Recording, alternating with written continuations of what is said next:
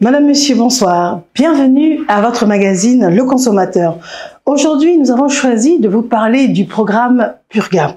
C'est un programme d'urgence de soutien aux filières agricoles impactées par la Covid. Et sachez que c'est un programme mis en place par le gouvernement. Dans le cadre du suivi et de l'évaluation du projet Purga, une délégation du ministère du Commerce, de l'Industrie et de la Promotion des PME est rendue à Guiglo, à Dieukoué et à Daloa, histoire de rencontrer et de visiter les différents champs des agriculteurs qui ont pu bénéficier de cet appui. Accompagné des équipes de l'ANADER, l'émission Le Consommateur a pu suivre cette délégation. Nous avons un élément de reportage à vous proposer. Si vous voulez en savoir plus sur le projet Purga, vous faites bien, mais surtout, installez-vous confortablement.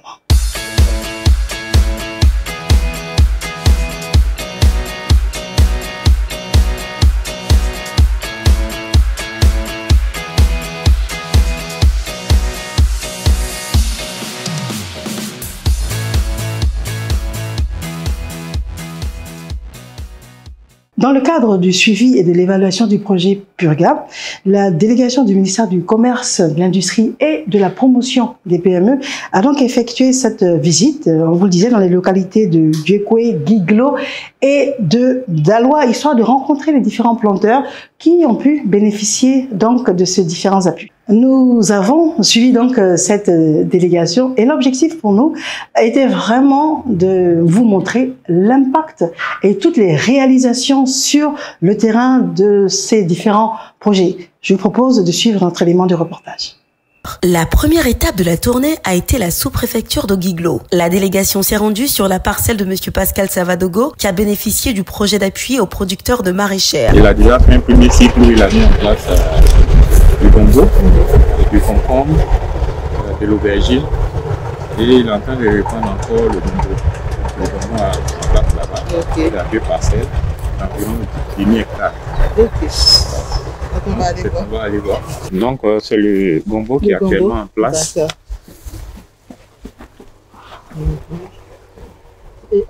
C'est à quel stade actuellement? Au stade de la fructification. Il y a la floraison déjà à certains niveaux. Et bientôt, il va, parce que le cycle c'est de 45 jours, il doit être autour de 1 mois par là. Pascal, comme on l'avait dit, c'est un projet qui vise à faciliter, disons, les denrées alimentaires sur les marchés et éviter qu'il y ait des pénuries. Donc, je pense que tu as présenté un peu les activités que tu mènes.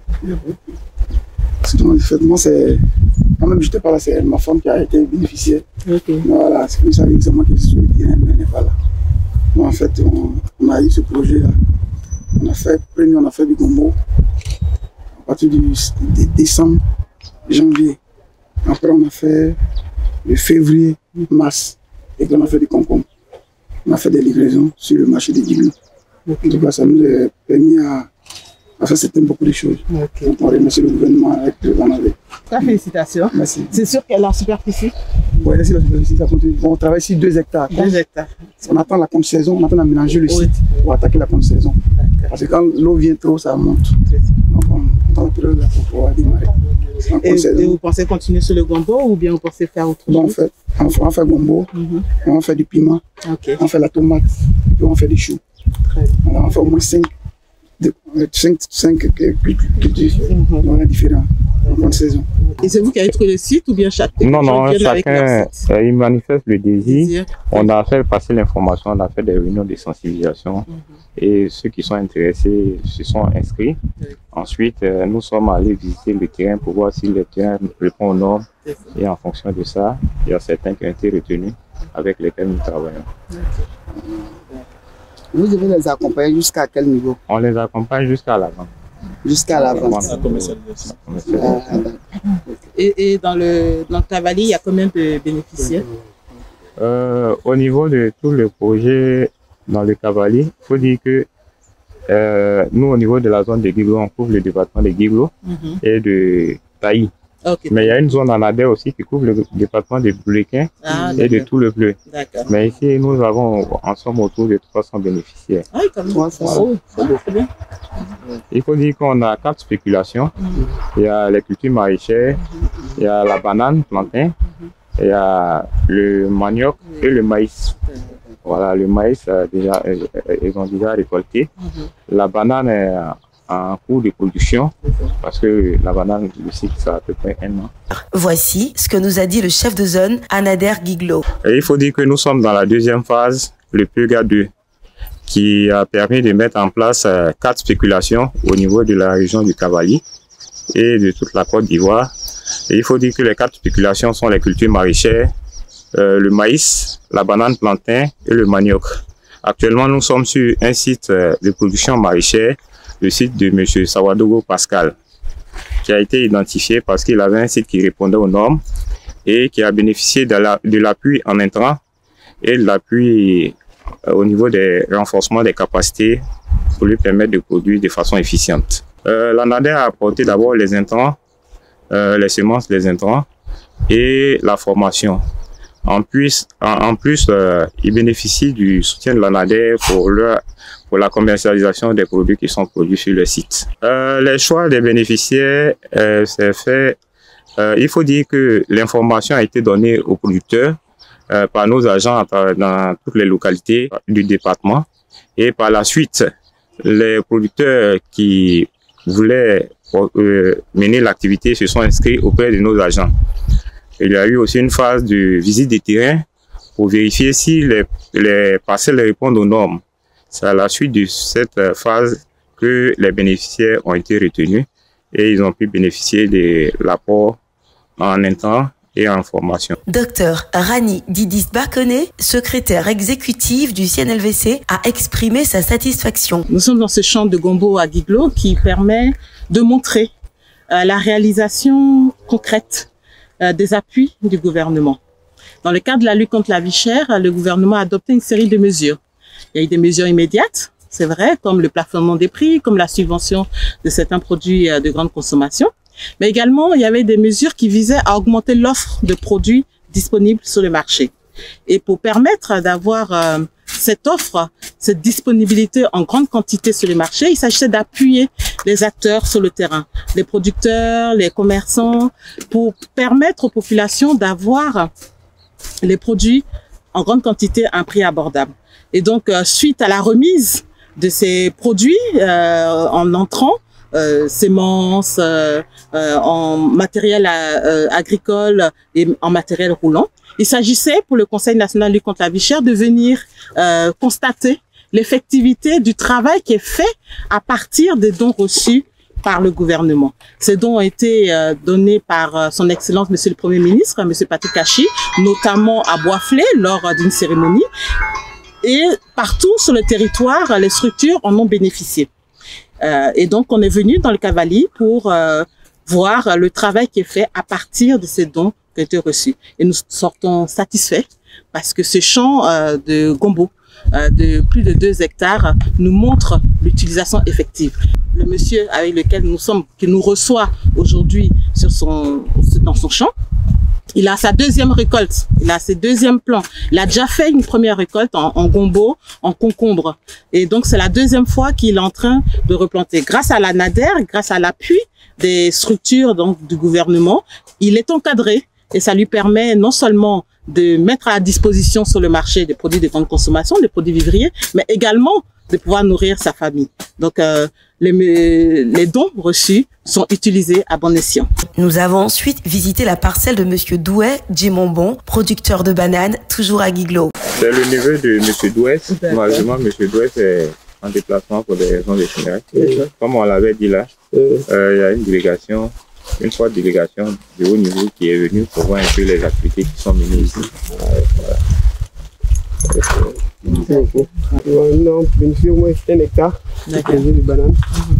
Bon, seulement ce qui nous fatigue ici, c'est celui de main d'œuvre. C'est ça qui nous fatigue, sinon au niveau des prix, tout ça va. 1 hectare, vous venez de commencer ou bien vous avez déjà fait des récoltes et vous avez... Non, c'est maintenant qu'on vient de commencer. Oui, qu'ils ont commencé l'année, en 2022. Et ça va faire pratiquement 1 an. Voilà, donc les premiers fruits ont commencé à apparaître et ils vont passer au stade de la commercialisation. Quelles sont les perspectives en termes de tonnage? Cette variété va sur autour de 20 à 25 tonnes par hectare. Oh, ouais. Mais l'ambition, faire une extension cette campagne-là. Donc, on va progresser un peu devant, puis on a au moins 1 hectare de mieux encore, il pourrait encore devant pour continuer. Voilà. Donc, ils vont profiter, étant donné qu'ils ont déjà les régés, ils vont profiter de la présence de ces régés à récolter pour pouvoir semencer les parcelles qui seront mises en place cette campagne-là. Nous nous sommes rendus à Djokwe dans la plantation de manioc de Madame Meibo Thérèse, également bénéficiaire du projet Purga. Monsieur Sokorigui Bertrand, chef zone Anader Djokwe, nous a donné des détails sur le projet dans la zone. Et dans le cadre de ce projet, au niveau de Djokwe, nous avons eu à mettre en place 300 hectares de manioc par 230 producteurs. Nous avons eu à faire 16 hectares de maïs pour 31 producteurs et 78,325 hectares de culture maraîchère pour 118 producteurs et 23,5 hectares de bananes pour 23 producteurs. Et ici, nous sommes sur la parcelle de Meibo Thérèse qui est bénéficiaire du projet Purga. Elle a mis en place 1 hectare. Le 15 août 2022, nous sommes pratiquement en fin de cycle et donc la récolte est prévue pour le mois prochain et puisque le manioc doit faire ici un cycle de 12 mois. Dans le cadre de ce projet, pour ce qui concerne le maïs, nous avons pu produire 16,26 tonnes de maïs et ces 16,26 tonnes de maïs ont été essentiellement destinés à l'autoconsommation. Seuls 0,84 tonnes de maïs ont été commercialisées. Pour ce qui concerne les maraîchers, nous avons pu produire 687,13 tonnes de culture maraîchère. Et sur ces 687,13 tonnes, nous avons 675 tonnes qui ont pu être commercialisées par les producteurs.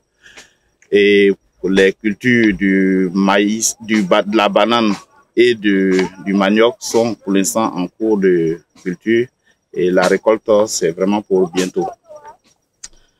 Voilà un peu pour ce qui est des présentations, les activités réalisées au niveau de Djokwe, de la zone de Djokwe, du département de Djokwe dans le cadre du projet d'urgence de l'agriculture. Disons que dans le cadre de ce projet, les bénéficiaires de ce projet, pour ce qui concerne la culture du manioc, ont bénéficié de boutures de manioc qui était l'intrant apporté et de l'encadrement. L'encadrement en termes de formation sur les différents aspects de l'étude technique et de suivi pour l'entretien des cultures et de suivi pour l'organisation de la commercialisation. Et dans le cadre de ce projet, nous avons pu établir un répertoire d'acheteurs de manioc, de sorte à ce qu'il y ait une mise en contact entre les producteurs et les acheteurs. Et donc, cela va contribuer à faciliter la commercialisation de ce produit-là. Nous avons établi les répertoires pour les différentes spéculations, c'est-à-dire un répertoire était également établi pour les acheteurs de culture maraîchère, pour les acheteurs de maïs, de sorte à ce que il y ait des contacts entre les différents acteurs du milieu. Madame Meibo Thérèse a partagé son expérience. Je suis Meibo Thérèse. Je suis présidente des veuves du département de Djokwe. Mais aujourd'hui, j'ai un champ de manioc. J'ai un champ de manioc que vraiment j'ai été encadré par l'Anander. Bon, ici, là, c'est moi seul avec ma soeur qui m'aide. Maintenant, l'autre côté, c'est une association. L'association des veuves, nous sommes 60 femmes. Et on a fait notre champ de manioc. On a mis aussi, par l'appui aussi d'Anander, nous aider aussi comment il faut espacer, comment il faut faire. Nous a aidé, on a fait. là où nous sommes, là c'est pour moi. Un hectare de manioc. Et que le projet a envoyé les boutures avec l'encadrement. Le nom du projet, c'est Brigade 2. Ils nous ont donné les boutures, les formations, tout l'encadrement. Le directeur général du commerce intérieur, Aimé Coison-Cablan, a félicité les producteurs pour leur travail. Dans le cadre de notre mission de suivi et évaluation des projets mis en œuvre dans le cadre du Purga 2, nous sommes vraiment ravis des résultats que nous constatons aujourd'hui avec Madame Beibo, dont nous avons pu visiter la parcelle et voir la réalité en fait de l'appui du gouvernement aux producteurs. Et ça, je veux dire, c'est vraiment montrer à quel point l'action gouvernementale est au plus près des populations. Et moi, quand je vois la satisfaction de Madame Beibo et toutes les femmes productrices de son association, les femmes veuves de Djokwe, qui bénéficient du programme donc Purga 2, nous ne pouvons que aller rendre compte au gouvernement de la satisfaction des différents acteurs. Et je crois qu'aujourd'hui, la Côte d'Ivoire agricole est vraiment en marche. La Côte d'Ivoire du vivrier est vraiment une réalité.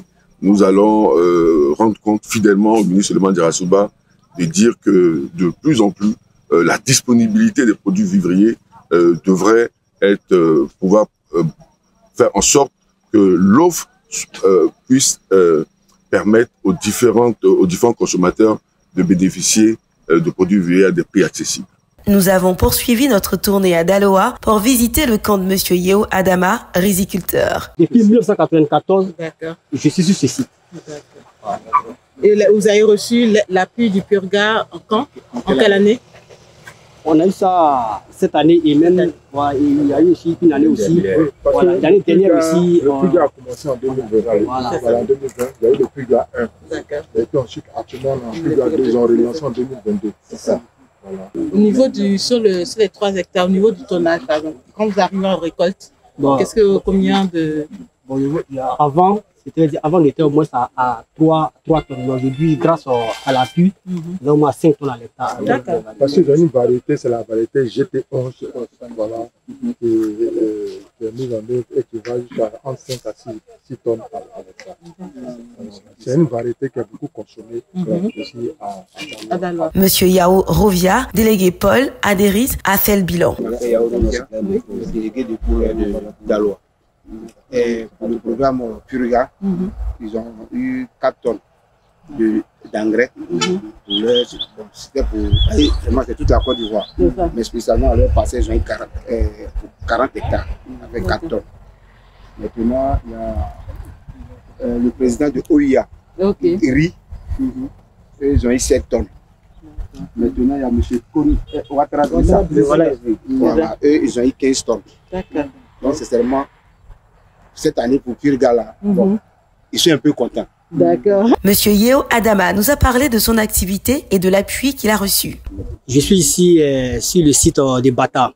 Bata situé à l'ancien corridor Routement, sur un périmètre de 210 hectares, dont nous avons 95 riziculteurs et 11 femmes.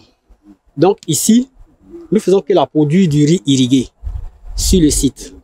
L'irrigation, puisque il y a une maîtrise d'eau vraiment qui fait qu'on arrive à amener l'eau sur la parcelle au moment qu'il faut. Parce que la plante aussi a besoin de l'eau, mais pas aussi abondamment. Mais on ne fait que 2 cycles dans l'année. Le premier cycle, il part de février en juin, et le deuxième cycle part de août en septembre. Ceci juste pour éviter le mois de décembre, le mois de l'harmattan. Parce qu'au période de l'harmattan, le vent sec joue sur la production. Ça fait que le vent qui souffle, 4 au moins, ça joue sur la production qui donne au moins de faux grains. Donc ceci, on met un calendrier en place, n'est-ce pas, pour pouvoir éviter la période de décembre, janvier et février, pour ne pas que le riz soit le riz produit dans ces mois-là. Voilà, donc c'est comme ça, ici, nous fonctionnons. Ici, nous produisons au moins, avant, c'était difficile. Avant, on produisait au moins 3 tonnes à l'hectare. Mais aujourd'hui, avec cette méthode, on a la facilité d'avoir l'eau au moment il faut aujourd'hui au moins ça produit 5 tonnes à l'hectare. Et les intrants surtout. Et surtout les intrants. On arrive aujourd'hui à produire 5 tonnes à l'hectare, surtout avec le GT 11. Parce que ici, le GT 11, il y a le paquet AM que nous faisons. Et puis on fait aussi le riz Bayer aussi. Hein. Voilà, c'est ce qu'on appelle les riz hybrides. On le fait, le Tèche Gold, le 6444. On est aussi à les produire aussi dans la zone. L'aide du gouvernement, ça nous fait beaucoup plaisir. Comme je l'ai dit, aujourd'hui, on arrive à se prendre en charge. Et puis, notre objectif n'est pas atteint. Parce que puisque nous voulons aller au-delà, nourrir toute la population ivoirienne. Mais aujourd'hui, on n'arrive pas à le faire, mais petit à petit, ça viendra. Puisque vraiment, l'État de Côte d'Ivoire, à travers l'ADERI, est en train de nous appuyer en intrant, j'espère que ça va aller. Puisque aujourd'hui, sachant qu'un hectare peut nourrir au moins 200 personnes par an. Quand vous voyez sur les 5 tonnes, ça peut nourrir 200 personnes par an. Donc, vous voyez, sur les 210 hectares, si on a les conditions qu'il faut, on a ce qu'il faut, vous voyez combien de personnes ça peut nourrir.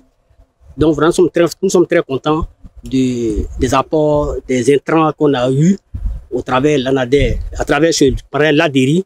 Voilà, vraiment, on leur dit vraiment merci. Monsieur Koné Lanciné a remercié l'État pour son soutien. Je suis Monsieur Koné Lanciné, je suis le président de la COP Carré, en même temps le représentant de OIARI dans le Rossa Central. L'acte vient d'être posé par l'agriculture et par l'ADERI et l'ONDR. C'est un acte qui nous est allé très droit au cœur, puisque nous avons des problèmes pour avoir les intrants, puisqu'ils sont très chers. Et ce qu'ils nous ont donné, on a vu que ça a boosté nos productions. Donc nous voulons que ça soit quelque chose de continuel et qu'on arrive à nous aider à mécaniser aussi notre agriculture. La banane est aussi concernée par le projet. La chef de zone d'Aloa Zoukoube nous a présenté les actions réalisées dans cette filière. Monsieur Konan Saraka, qui est bénéficiaire du Purga 2, il a bénéficié de régions de bananes. Voilà, pour la mise en place d'1,17 hectares de bananes. Donc c'est au total 2119 régies qu'il a reçues pour pouvoir mettre en place cette parcelle. Okay. C'est une parcelle de combien d'hectares? 1,17 hectares. Et va jusqu'en bas. Et sur un hectare comme ça, quelles sont les espérances? Qu'est-ce qui est attendu en termes de résultats, de tonnage? En termes d'état, le rendement à l'hectare nous fait déjà entre 15 et 25 hectares. 25 tonnes à l'hectare. Okay. 25 tonnes à l'hectare. Naturellement, vous allez convenir avec nous que toutes les terres ne vont pas être propices à la culture de la banane. Donc, une fois qu'il s'est porté volontaire, il dit, ah oui, moi, j'ai mon terrain à tel endroit. C'est là-bas que je veux mettre en place mes cultures de banane. Donc, l'ANADER l'accompagne, on vient voir la structuration, la composition du sol. Est-ce que, oui ou non, le sol est apte à produire de la banane? C'est quand on a fini de faire ces étapes-là, on dit oui, monsieur Konan, effectivement, nous allons vous accompagner. Donc, les techniques de planting, de trouaison, de piquetage, naturellement, monsieur Konan, lui, il plantait sa banane comme par le passé, tout venant, il met un pied ici, un pied de l'autre côté, pour lui, il a planté la banane. Les techniques agronomiques exigent que ce soit vraiment espacé avec des distances bien normées. Donc, c'est ce que l'ANADER lui apporte comme conseil pour qu'il le fasse, pour que vraiment au bout de la période du cycle, 1 hectare, il puisse avoir vraiment le fruit de 1 hectare. Ça va lui faciliter aussi les travaux intermédiaires, les désherbages, tout et tout. Vous voyez que d'ici là, il vient de récolter des légumineuses du haricot. Il a semé vraiment les lignes là, le temps vraiment que les pieds de bananier puissent pousser. La chef de zone nous a fait le bilan. Au niveau d'Aloa Zoukoube, il faut dire qu'avec le manioc, ce sont 100 hectares qui ont été mis en place par 43 producteurs en raison de 2 hectares au moins par bénéficiaire. C'est l'un des critères. Il fallait avoir au moins 2 hectares de parcelles pour pouvoir bénéficier de la filière manioc. Au niveau du maraîcher, il fallait avoir au moins 1 hectare. Donc, au niveau de la filière maraîchère, ce sont 54 bénéficiaires que nous avons eu, dont 16 groupements. Au niveau du maïs, les 52 hectares ont été mis en place par 12 producteurs, dont 2 groupements féminins. Et au niveau de la filière banane, évidemment, ce sont 4 hectares qui ont été mis en place par 3 producteurs. 3 producteurs, donc je peux dire que c'est le bilan dressé au niveau des activités qui ont été mises en place dans le Purga 2 au niveau de la zone d'Aloa. Voilà, nous sommes déjà au terme de notre magazine. Nous espérons que vous en savez un peu plus sur l'envergure du projet Purga, sur également les efforts consentis par le gouvernement. Nous vous donnons rendez-vous dans 2 semaines. Nous avons rendez-vous dans 2 semaines. Mais d'ici là, vous pouvez nous suivre sur le site www.cnlvc.ci ou sur nos différents supports digitaux. Madame, monsieur, infiniment merci d'avoir été là et bonsoir.